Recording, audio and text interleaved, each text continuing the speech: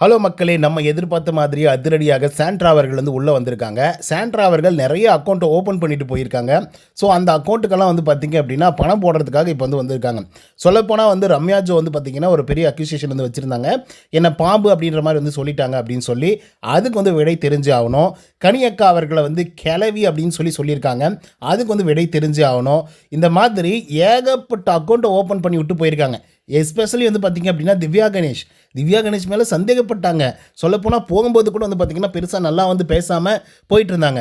இதை பத்தி திவ்யா அவர்கள் பிரஜன் கிட்ட எக்ஸ்ப்ளனேஷன் குடுத்தாங்க. பிரஜன் பார்த்தீங்கன்னா, அந்த துண்டிப்பு அப்படின்னு நான் ஒன்று கொடுத்தேன்ல, அங்கிருந்து தான் பிரச்சனையே ஆரம்பிச்சது அப்படின்ற மாதிரி இவர் ஒரு எக்ஸ்ப்ளனேஷன் கொடுக்குறாப்புல. ஆனாலும் சாண்ட்ரா மனசுக்குள்ள என்ன நினைக்கிறாங்க அப்படிங்கிறது சாண்ட்ராவுக்கு மட்டும்தானே தெரியும். ஸோ சாண்ட்ரா இப்போ உள்ளார வரும்போது கண்டிப்பாக இந்த விஷயங்கள்லாம் பேசும் பொருளாக இருக்கும் அப்படிங்கிறதுல மாற்று கருத்தே இல்லை. அண்ட் ஒன் மோர் என்னன்னா, லாஸ்ட் வீக்கில் விஜய் சேதுபதி சொல்லிட்டாப்ல, தயவு செய்து வன்மத்தோட வாழாதீங்கடா வெண்ணீங்களா, தயவு செய்து செலிப்ரேஷன் ரவுண்டுக்கு வந்தீங்க அப்படின்னா செலிப்ரேட் பண்ணி தொலைங்கடா, அதை விட்டு வன்மத்தோட ஏன்டா இப்படி பண்ணிட்டு இருக்கீங்க அப்படின்னு சொல்லி கேட்டு போனார்ல.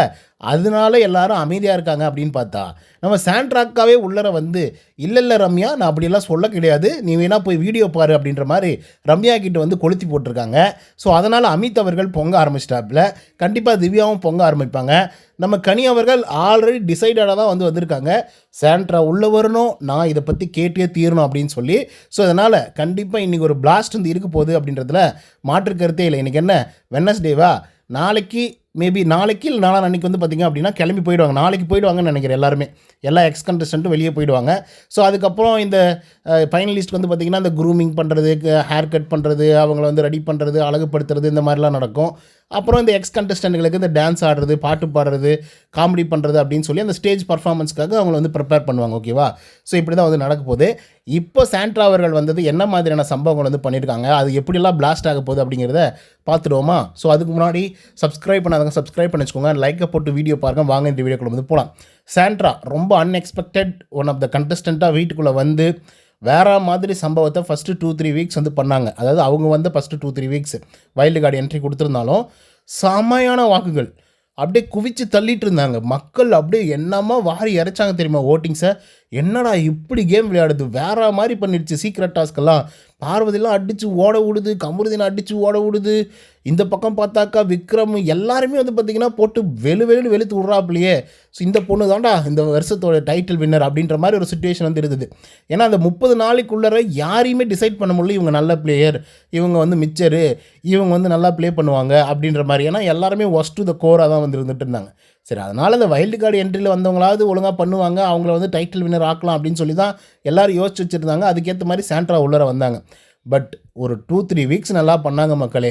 அதுக்கப்புறம் பண்ணாங்க பாரு, ஐயோ எப்பா, ஜவ்வு மாதிரி இழுத்து ஒரு மாதிரி பண்ணாங்க. அது இருக்கிறதுலே ரொம்ப கேவலமாக வந்திருந்தது. இதில் வியானா கிட்ட பயங்கர க்ளோஸாக வந்திருந்தாங்க சாண்ட்ரா. ஆனால் வியானாவை பற்றி அவங்க தப்பாக பேசியிருக்காங்க. அதே மாதிரி அவங்க போகும்போது அழுதுருக்காங்க. ஆனால் அவங்க போனதுக்கப்புறம் பார்த்திங்கன்னா, இவன் மேலே எனக்கு சுத்தமாக நம்பிக்கையே இல்லை, அப்படி இல்லை இப்படிலாம் பேசும்போது வியானா பொழந்து எடுத்தாங்க. இப்போ ரம்யா ஜோ போனாங்களா வெளியே, போகும்போது நம்ம அக்கா கட்டி பிடிச்சி, ஐயோ நீ இல்லைனா நான் என்ன பண்ண போகிறேன், இந்த ஜந்துக்கள் மத்தியில் நான் எப்படி விளையாடுவேன், எப்படி இருப்பேன் அப்படின்ற லெவலுக்கெல்லாம் பேசிகிட்டு இருந்தாங்க. அப்புறம் அக்கா போய் வெளியே பார்த்துட்டு வந்திருக்காங்க ரம்யா ஜோ. பார்த்தாக்கா பாம்பு கேமுன்னெலாம் பேசி வச்சுருக்காங்க. உள்ளே வந்தோடனே சும்மா விடுவாங்களா, வச்சு கிளின்னு கிழிச்சிட்டாங்க. இப்போ சாண்ட்ரா என்ன பண்ணுறாங்க, இவங்க எவிக்ட் ஆகி வெளியே போகிறாங்க.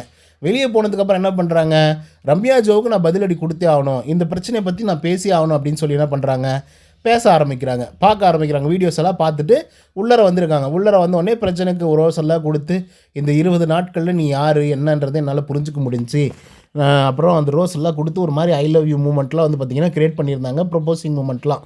அதெல்லாம் பார்க்குறதுக்கு நைஸாக இருந்ததுன்னு வச்சுக்கோங்களேன். அதுக்கப்புறம் ரம்யா ஜோ கிட்ட நேராக போய், இங்கே பாருமா ரம்யா, என் மேலே நீ வச்ச அக்யூசேஷன் ரொம்ப பெரிய தப்பு, நான் அப்படி பாம்பு கிம்லாம் யூஸ் பண்ண கிடையாது, ஸோ அதனால் அப்படிலாம் சொல்லக்கூடாது அப்படின்னு சொன்னோடனே, ஏன் அப்படியெல்லாம் சொல்லக்கூடாதா, நான் பார்த்த வீடியோவில் நீங்கள் சொல்லியிருக்கீங்க, அதனால தான் நான் சொன்னேன், நான் போய் சொல்ல வேண்டிய அவசியம் இல்லை, ப்ராமிஸா அப்படின்ற மாதிரி ரம்யா ஜோ சொல்லியிருக்காங்க. இதுக்கு நம்ம சாண்ட்ரா அவர்களும், நான் வீடியோ அனுப்புகிறேன், நீ போய் பாரு, நான் ப்ராமிஸாக பண்ணுறேன், அப்போது நான் இந்த மாதிரிலாம் பேசவே கிடையாது அப்படின்ற மாதிரி சாண்ட்ரா ஒரு பக்கம் பார்த்திங்கன்னா வாக்குவாதம் பண்ணுறாங்க. ஓகே, ஸோ இப்போ வாக்குவாதம் பண்ணிட்டாங்களா, கண்டிப்பாக அந்த பிரச்சனை புகை தான் போகுது, அதில் எந்த விதமான மாற்று கருத்துமே இல்லை. இப்போ அமித் உள்ளர வராப்பில், உள்ளர கால் மேலே காலை போட்டுட்டு சாண்ட்ரா என்னை பற்றி என்ன தெரியுமா சொல்லியிருக்காங்க, என்ன தெரியுமா சொல்லியிருக்காங்க அப்படின்னு சொல்லி ஆரம்பிக்கிறார். சரி விடுங்க, எல்லாம் முடிஞ்சிடுச்சு, இதுக்கப்புறம் பேசி என்ன பண்ணுறது அப்படின்ற மாதிரி யோசிக்கிறாரு. ஆனால் அவர் என்ன சொல்ல வந்தார் அப்படின்னு பார்த்தீங்கன்னா, ஏதோ அமித் அவர்களை தான் சாண்ட்ரா பின்னாடியே போய், சாண்ட்ரா அழுகாதீங்க, சாண்ட்ரா ப்ளீஸ், சாண்ட்ரா அழுகாதீங்க, நீங்கள் அழுந்தீங்க அப்படின்னா எங்களுக்கும் அழுக வருது, வேணாம் சாண்ட்ரா அப்படின்னு சொன்ன மாதிரியே நம்ம சாண்ட்ரா அவர்கள் வந்து விக்ரம் கிட்ட சொல்லியிருப்பாங்க. அதாவது நீங்களாக வருவீங்க, பீன் பேக்கை தூக்கிட்டு வருவீங்க, தூக்கிட்டு வந்து பக்கம் போட்டு உக்காந்துட்டு என்னாச்சு ஏதாச்சு, ஏன் இப்படி இருக்கீங்க, அப்படி பண்ணீங்க இப்படி பண்ணீங்கன்னு எல்லாத்தையும் கேட்டுட்டு கடைசி என்னுடைய கேம் ஸ்பாயில் ஆகிடுச்சு, உங்களால் தான் எனக்கு 2 நாள் வேஸ்ட் ஆகிடுச்சு அப்படின்ற மாதிரி இந்த திவ்யாவும் அமித்தும் சொல்லிட்டு திரிறாங்கப்பா அப்படின்னு சொன்னது. அமித்துக்கு லிட்ரலாக சொல்கிறேன், மனசளவில் அவர் வந்து ஒரு மாதிரி வேதனை அடைஞ்சிருப்பார் அப்படின்றதுல மாற்று கருத்தே இல்லை. இது ஏன் சொல்கிறேன் அப்படின்னு பார்த்தீங்கன்னா, எல்லாருமே ஒதுக்கி வச்சுட்டாங்க. சொல்லப்போனால் லிட்ரலாக வந்து சாண்ட்ராவை எல்லாருமே ஒதுக்கி வச்சுட்டாங்க. ஏப்பா அது சரியான நடிப்புப்பா, சரியான சிடுமூஞ்சிப்பா, என்னமோ ஒன்று பண்ணிகிட்ருக்கு, பெட்ஷீட்டை தூக்கிட்டு போய் வெளியே உட்காந்துட்ருக்கு, எப்போ பார்த்தாலும் பிரச்சனை பண்ணிகிட்டே இருக்குது, இது கூடலாம் நம்மளால் வாழவே முடியாது அப்படின்ற லெவலுக்கு வந்து வந்துட்டாங்க. பேசுகிறதே இல்லை லிட்ரலாக. சரி எல்லாருமே பேசாமல் வந்திருக்காங்க, யாருமே பேச மாட்டேங்கிறாங்க, சரி அட்லீஸ்ட் நம்மளாச்சும் போய் பேசலாம், என்ன தான் பிரச்சனை அப்படின்னு சொல்லி கேட்கலாம் அப்படின்னு சொல்லிட்டு அந்த மனுஷன் ஒரு நல்லெண்ணத்தோடு வந்து பார்த்திங்கன்னா போயிட்டு பேச ஆரம்பித்தாருங்க. அந்த ஒரு விஷயத்த இவங்க எவ்வளோ கேவலமாக வந்து சொல்கிறாங்க பாருங்கள். நான் என்ன கூப்பிட்டேனா, எனக்கு வந்து கஷ்டமாக இருக்குது, நான் அழுகிறேன், வாங்க வந்து உட்காந்து பாருங்கள் நான் அழுகிறத, நான் சொல்கிறத கொஞ்சம் கேளுங்க அப்படின்னு சொல்லி நான் என்ன கேட்டேனா, அவங்களா வந்தாங்க உட்காந்தாங்க பீன் பேக்கை எடுத்துக்கிட்டு, அப்புறம் வந்து என் கேமுக்கு எடுத்துட்டாங்க அப்படின்னு சொல்லி சொன்னாக்கா நான் என்ன பண்ணுறது அப்படின்னு சொல்லி ஒரு மாதிரி கேவலமாக சொல்லி சிரிச்சிருப்பாங்க பாருங்கள். அப்பா கேவலத்துலேயும் உச்சமாக வந்து இருக்கும், அப்படி வந்து இருக்கும். ஓகேவா? ஸோ இது ஒரு பிரச்சனை. அதுக்கடுத்து வந்து பார்த்திங்கன்னா கனி அவர்களை வந்து கிளவி, கனி அவர்களை கிளவின்னு வந்து சொல்லியிருப்பாங்க. ஓகேவா? இது எவ்வளோ தூரம் ஹர்ட்டிங்கான ஒரு வார்த்தையாக இருக்கும். நீங்கள் கேம் வைஸ் விமர்சனம் பண்ணுறீங்களா, விமர்சனம் பண்ணுங்கள், அதுக்காக இப்படியெல்லாம் பர்சனல் அட்டாக்கெல்லாம் பண்ணலாமா? சொல்லப்பட்ட சாண்ட்ராவோட சின்னவங்க தான் கனி. ஓகேவா? ஆனால் மேரேஜ் வந்து சீக்கிரமாக ஆகிட்டுருக்கு. சாண்ட்ராவுக்கே 45க்கு மேலே ஆகுங்க ஏஜ். அவங்க வந்து கிளவின்னு சொல்கிறாங்க கனியை. கனி வந்து அதை கேட்கணும் அப்படின்னு சொல்லி நேற்றுக்கே விக்ரம் கிட்ட வந்து சொல்லிகிட்டு இருக்காங்க. ஸோ அதனால் அதையும் கேட்க போகிறாங்க. இப்போ அதனால் ஒரு பிளாஸ்ட் வந்து நடக்க போகுது, கண்டிப்பாக நடக்க போகுது. நீங்கள் வேணால் பாருங்கள்.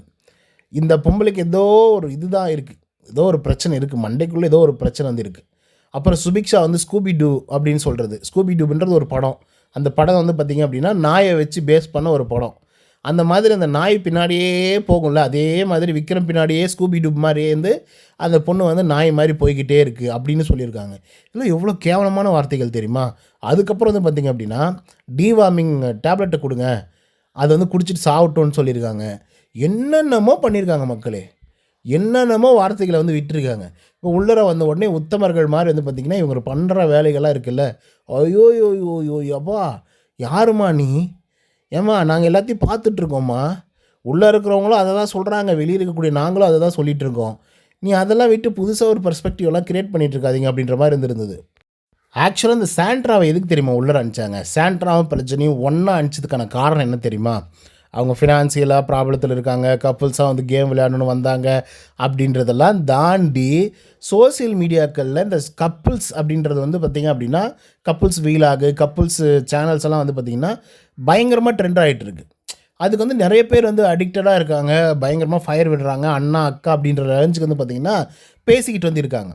ஸோ அப்போ அந்த ஒரு விஷயத்தை நீங்கள் யோசிச்சு பாருங்கள், எல்லாமே சோசியல் மீடியாவில் தான் எடுத்திருக்காங்க ஆட்களை. சுபியாக இருக்கட்டும், விக்ரமாக இருக்கட்டும், அதே மாதிரி அரோரா சிங்க்லராக இருக்கட்டும், நம்ம துஷாராக இருக்கட்டும், இந்த மாதிரி நிறைய பேர் வந்து பார்த்திங்க அப்படின்னா சோசியல் மீடியாக்களில் ரொம்ப ஆக்டிவாக இருக்கக்கூடிய ஆட்களை தான் தூக்கி உள்ளர போட்டிருக்காங்க. ஏன் அப்படின்னா இப்போ இருக்கக்கூடிய யங் ஜென்ரேஷனை கவரப் பண்ணணும் அப்படின்னு நினச்சாங்களா, இல்லை புதுசாக ஏதாவது ஒன்று ட்ரை பண்ணி கொண்டு வரணும்னு நினச்சாங்களா அப்படின்றதெல்லாம் தாண்டி சோசியல் மீடியாக்கள் தான் ஆட்களே வந்து எடுத்திருக்காங்க. இப்போ நீங்கள் லிட்டரலாக யோசிச்சு பார்த்தீங்க அப்படின்னா இவங்க 2 பேர் வரும்போது நீங்கள் இதோட கனெக்ட் பண்ணி பார்த்தீங்க அப்படின்னா ஒரு நல்ல கப்புள்ஸ் கேம் வந்து கிடைக்கணும் அப்படின்றதுக்காக தான் வந்து கொடுக்கப்பட்டது. ஓகேவா? இவங்க பண்ணக்கூடிய அந்த ரொமான்ஸு, இவங்க பண்ணக்கூடிய அந்த விஷயங்கள், அது ரொம்ப அழகாக ரசிக்கும்படியாக நீங்கள் யோசிச்சு பாருங்கள். இவங்க நல்லா பண்ணியிருந்தாங்க அப்படின்னா, லிட்டரலாக நல்ல ஒரு கப்புள்ஸாக இருந்திருந்தாங்க அப்படின்னா பயங்கரமாக எடிட்டிங்கில் பாட்டெல்லாம் போட்டு பயங்கரமாக வந்து பார்த்திங்கன்னா பிளாஸ்ட் பண்ணியிருப்பாங்க. ஏன்னா பிரஜன் அண்ணான்னு அவ்வளோ பேர் வந்து பார்த்திங்கன்னா கிரியேட் ஆகிருப்பாங்க ஆடியன்ஸாக. இந்த பக்கம் சாண்ட்ராக்காவுக்கு அத்தனை பேர் கிரியேட் ஆகிருப்பாங்க. செம்ம ஜோடி, வேறு மாதிரி ஜோடி, சூப்பர் ஜோடி, உங்களை எங்களுக்கு ரொம்ப பிடிக்கும் அப்படி இதை தான் எதிர்பார்த்தது. ஆனால் இவனுங்க கொடுத்தது ஐயையோ எவ்வா உலகமகா நடிகன், பேப்பர் ரவுடி, ட்ராமா ஸ்கேம்ட்ரா அப்படின்ற மாதிரிலாம் வந்து பார்த்திங்க அப்படின்னா பேர் வாங்கிட்டு போகிறாங்க. என்ன கர்மமோ, என்ன பர்பஸ்க்கு உள்ளர விட்டாங்கன்னே தெரில. இதெல்லாம் என்னத்த சொல்கிறது, ஒன்றுமே இல்லை. எல்லாம் முடிஞ்சு போச்சு. ஆனால் இன்றைக்கி ஒரு பிளாஸ்ட் வந்து இருக்க போது, நம்ம பொறுத்திருந்து பார்ப்போம் மக்களே. ஓகே மக்களே, சாண்ட்ரா அவர்களுடைய என்ட்ரியை பற்றி நீங்கள் என்ன நினைக்கிறீங்க அப்படிங்கிறத கமெண்ட்ஸில் வந்து பதிவு பண்ணுங்கள். இந்த வீடியோ உங்களுக்கு வந்து பிடிச்சிருந்தா லைக் அண்ட் சப்ஸ்கிரைப் பண்ண மறந்துடாதீங்க. நன்றி, வணக்கம்.